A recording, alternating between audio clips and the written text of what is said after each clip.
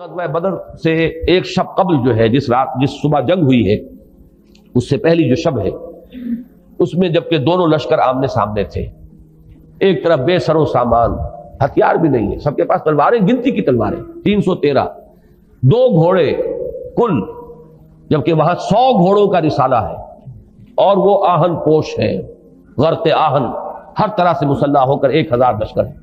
تو اس بے سر و سامانی کے ساتھ جب مسلمان آئے ہیں، عجب انداز سے آئے خدا کے چاہنے والے، وہ مجھے شعر پورا یاد نہیں آ رہا، زبانیں خشک پوشاکیں دریدہ پاؤں میں چھالے، تو یہ حفیظ نے جو نقشہ کھینچا ہے اس میں شاہ نامے میں۔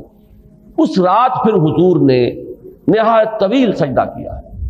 عریش کہتے ہیں اس جھونپڑی کو جو بنا دی گئی تھی دونوں لشکروں کے درمیان، وہ نو مینز لینڈ جو ہے اس میں وہ جھونپڑی تھی، اور حضور وہاں سجدے میں تھے اور حضرت ابو بکر پہرے پر تھے ننگی تلوار لے کر۔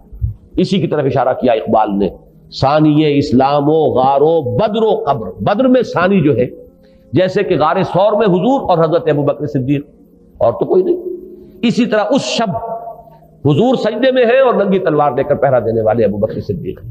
قبر میں بھی ثانی وہی ہے، ثالث میں حضرت عمر جو آئے ہیں وہاں پر اور جمع ہوئے ہیں اس حجرہ عائشہ میں رضی اللہ تعالی عنہ۔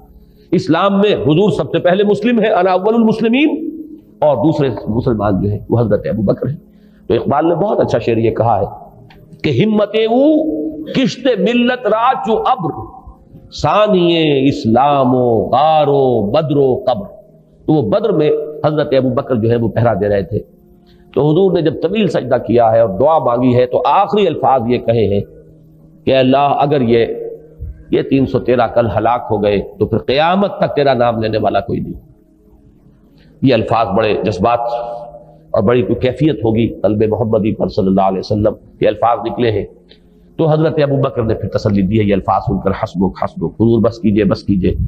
پھر حضور نے سر اٹھایا ہے، تو جب سجدے سے سر اٹھایا ہے تو یہ الفاظ آپ کی زبان پر تھے، سیہزم الجمع ویولون الدبر، یہ جمعیت اور یہ لشکر اس کو ہزیمت ہوگی اور وہ پیٹھ دکھا